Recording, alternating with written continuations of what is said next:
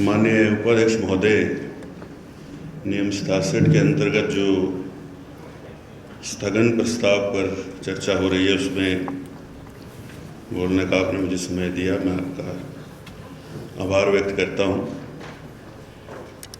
बहुत सारे विषय यहाँ पर माननीय सदस्यों ने रखे हैं और ये स्थगन प्रस्ताव भी इसलिए लाया गया क्योंकि वर्तमान परिस्थितियों में जो प्रदेश के अंदर हालात हैं वो इस सदन के माध्यम से उनके ऊपर जो है वो चर्चा हो और ख़ास तौर पर यहाँ जब चर्चा चल रही है भ्रष्टाचार की और जो अभी तक के कार्यकाल में चीज़ें हुई हैं उनके ऊपर बात करने की, तो उसमें बहुत बार ये कहा गया बाहर के भारतीय जनता पार्टी है उसके पास कोई मुद्दा ही नहीं रहा है। वो कभी टॉयलेट टैक्स की बात करते हैं, कभी समोसा ले आते हैं, कभी मुर्गे की बात करते हैं। तो ये किया किसने है? ये भारतीय जनता पार्टी ने तो किया नहीं है। भारतीय जनता पार्टी ने तो अगर टॉयलेट टैक्स की कोई नोटिफिकेशन निकली तो उस की बात रखी है और अगर कोई जांच समोसे की हो रही है तो उसके ऊपर बात रखी है और जो जंगली मुर्गे की बात है वो तो एक वीडियो सामने आया उसके ऊपर अपनी बात जो है वो रखी और ये बात रखी कि भाई ये तो वाइल्ड लाइफ प्रोटेक्शन एक्ट के अंतर्गत भी आता है, शेड्यूल 1 में है, सेक्शन 951 है, पनिशेबल है, 1 वर्ष की सज़ा है, 3 लाख रुपए का जुर्माना है। तो वो हम तो कुछ नहीं बना रहे। भारतीय जनता पार्टी को यही तो काम नहीं रह गया कि 24 घंटे ऐसे षड्यंत्र करती रहेगी और कई तरह की बातें इस तरफ से माननीय सदस्यों ने रखी विपक्ष से, उस तरफ से भी चर्चा हुई। उस तरफ से ऐसे लग रहा था जैसे कि वो पहले ऑल इंडिया रेडियो में दर्द भरे नगमे कार्यक्रम आता था, तो यहाँ से जब चर्चा उठ रही है तो बहुत दर्द हो रहा है और बातें तो इसलिए उठेंगी क्योंकि हो रही हैं। खनन माफिया का बहुत बड़ा मुद्दा इस प्रदेश के अंदर जो है वो चर्चा में है,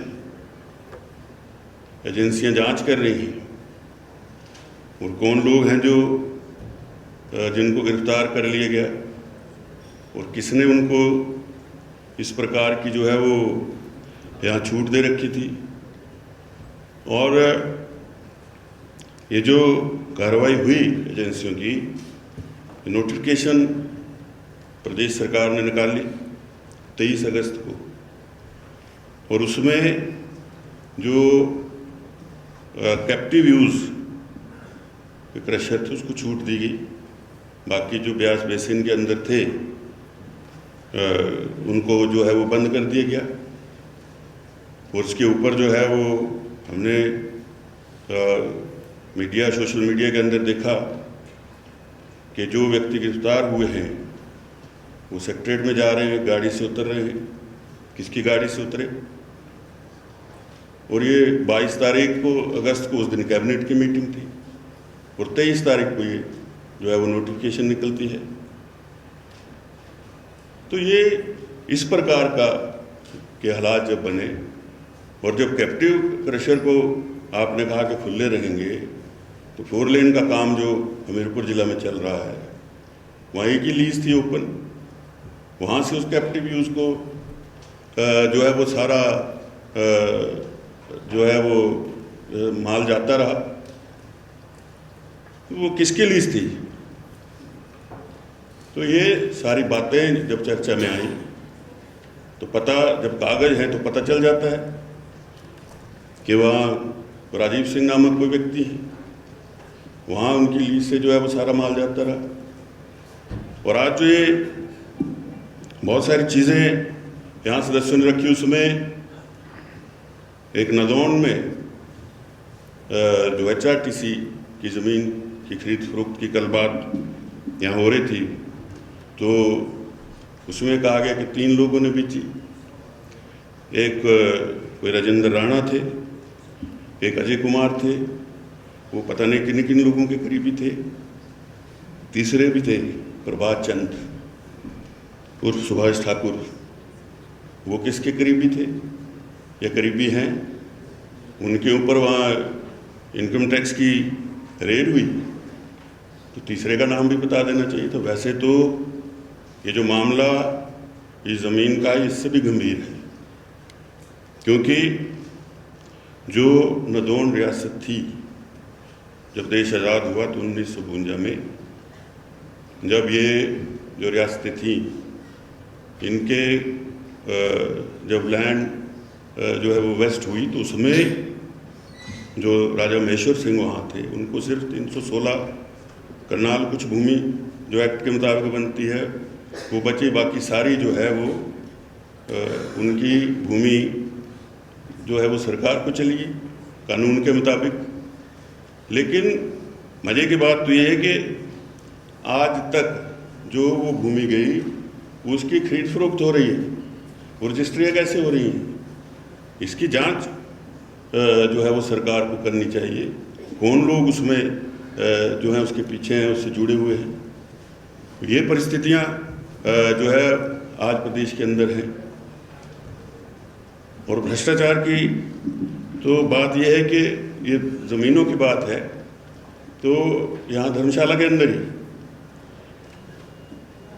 जो है वो विभाग रेवेन्यू का ये लिख करके देता है कि किसी व्यक्ति को, मैं नाम नहीं लूँगा, एक पेट्रोल पंप प्राइवेट कंपनी ने अलॉट किया है उसको फॉरेस्ट लैंड, उसकी नपाई शुरू हो गई बिल्कुल बस अड्डे के साथ।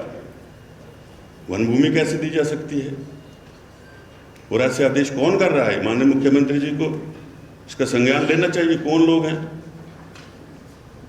जो कि इस तरह के आदेश जो हैं वो किसके बिहाफ पर कर रहे हैं?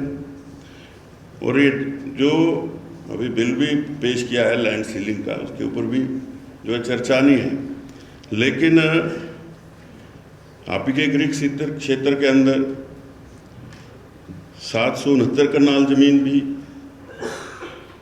एक है जो राजीव सिंह जी ने आके बाद में ट्रांसफ़र करी किसी के नाम पे, तो क्या उतनी भूमि कोई रख सकता है क्या?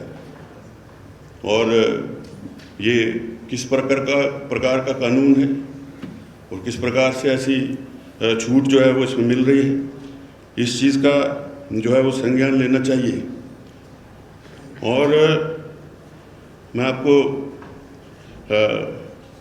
एक बात सुनाना चाहता हूँ। गांव में किसान था एक, और उसके पास एक बैल था। किसान ऐसे बूढ़ा हो गया तो उसको चराने के लिए ले जाता था, और एक बार वो कहीं भूमि पर उसको लेकर के गया और पेड़ के नीचे बैठा तो बैल से बात करने लगा कि कहा भैया मैं बूढ़ा हो गया हूँ, नहीं तो एक समय पर मैं इस पेड़ के ऊपर तक चढ़ जाता था। तो बैल ने कहा कि इसका एक इलाज है कि अगर आप रोज़ थोड़ा थोड़ा मेरा गोबर खाएंगे तो आप जो है वो फिर से ठीक हो जाएंगे और चोटी तक पहुँच जाएंगे। तो उसने कहा कि नहीं ऐसा नहीं हो सकता, मैं गोबर तो नहीं खाऊंगा। लेकिन उसने कहा नहीं आप एक बार टेस्ट करिए, खाइए, कुछ लाभ होगा तो ठीक है। तो उसने वो खाया, एक दिन एक डाली पर, एक दिन दूसरी डाली पर, और वो फिर ऊंचाई पर पहुंच गया। तो जिसकी वो भूमि थी वो उसकी राखी कर रहा था, दूर बैठा बंदूक पकड़ के। उसने सोचा पता नहीं क्या चीज़ जो है पेड़ पे चढ़ गई, उसने वहाँ से गोली चलाई और आराम से नीचे गिरा। तो उसने बैल ने कहा कि आपको लगी तो नहीं? कहता नहीं लगी तो नहीं, लेकिन मैं एक बात समझ गया कि the bullshit might take you to the top but it will never let you stay there.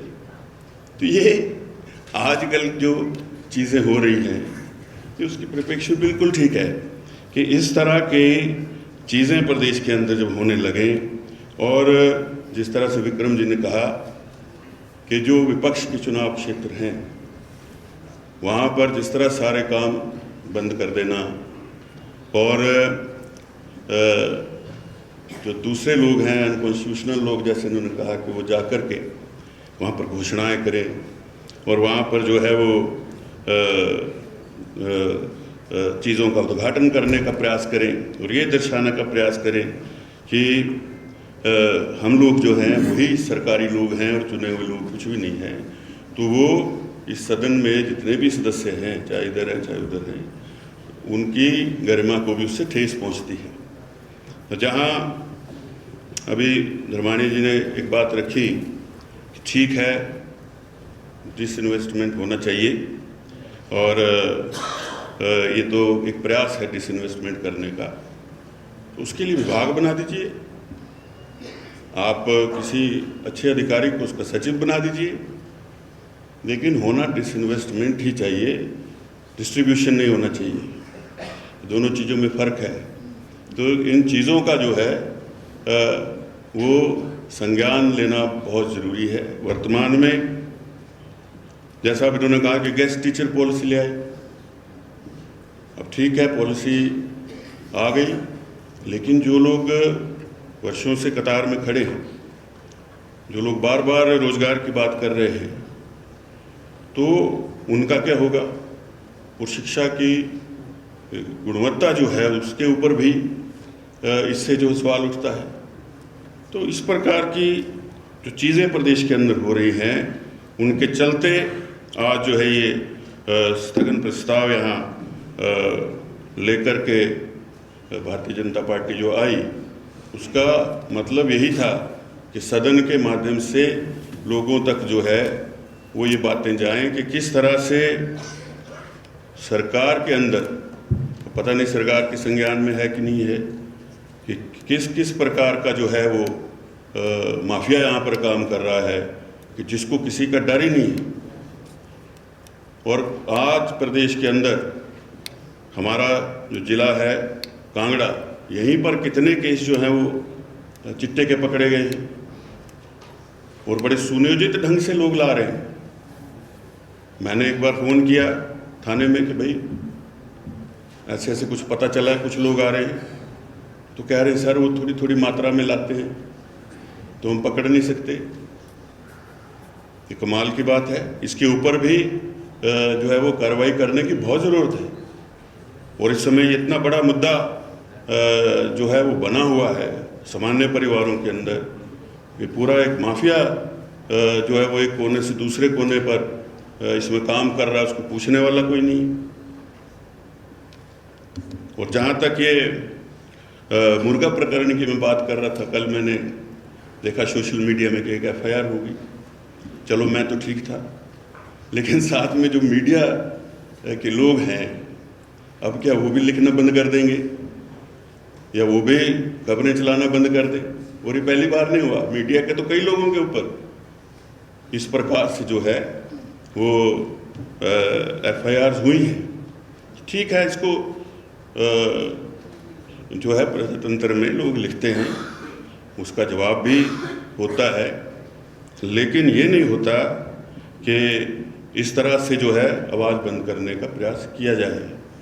और ये जो परिस्थितियाँ बनी हैं 2 वर्ष में, कल हमने देखा यहाँ जोरावर ग्राउंड में हमारी कल्पना से अधिक लोग निकले हैं। उसमें सिर्फ केवल भारतीय जनता पार्टी नहीं थी, सामान्य लोग निकल करके आए हैं। तो ये जो है बड़ी चिंता का विषय है। सबसे बड़ी चिंता तो जो बेरोजगारों की संख्या खड़ी हो गई है और जो लोगों को जो काम मिलते थे, ट्रेजरी आपकी जो 1 महीने से जो है वो बंद है। छोटी से छोटी पेमेंट के लिए भी शिमला जो है वो सेंट्रल उसको लिखना पड़ रहा है कि आप जो है वो भुगतान करिए। 800 कुछ करोड़ रुपया जो है वो रिलीज़ हुआ, एक्सचेंज ने भी जारी कर दिया, लेकिन आगे पेमेंट गई नहीं। और वो ठेकेदार सिर्फ ठेकेदार नहीं है, उसके साथ उसकी लेबर है, उसके परिवार जुड़े हुए हैं। लोगों को स्कूल की फीस और अपने दिन का खर्चा निकालना मुश्किल हो गया, ऐसे हालात बन गए। तो ये है क्या, ये ऐसी स्थिति आई क्यों है? एक बैंक्रप्सी का माहौल जो है वो इस तरह का पहले तो कभी हुआ नहीं था। इसके ऊपर भी जो है वो इसका संज्ञान लेकर के देखना चाहिए कि किस तरह से स्थिति को ठीक किया जाए। इससे न केवल जो लोग जुड़े हैं वो हैं, बल्कि जो आधारभूत ढांचा हमारा निर्मित होना प्रदेश के अंदर, वो सारा काम रुक गया है। ऐसी हमारी जो है एक प्रकार से छवि बन गई है। और एक अखबार है द मिंट, उसने बहुत बड़ा आर्टिकल लिखा कि जब प्रदेशों के इस तरह के हालात बनना शुरू हो जाएंगे तो वो प्रदेश रहने भी चाहिए कि नहीं रहने चाहिए, यूनियन टेरिटरी में उनको बदल देना चाहिए। ये हमारी छवि जो है उपाध्यक्ष महोदय 2 वर्ष में इस प्रकार से पूरे देश के अंदर बनी है। और इसके ऊपर ही ये स्थगन प्रस्ताव भाई रणधीर जी लेकर के आए, पार्टी लेकर के आई है। और आपने मुझे इसके ऊपर जो बोलने का समय दिया उसके लिए मैं आपका बहुत बहुत आभार व्यक्त करता हूँ। धन्यवाद।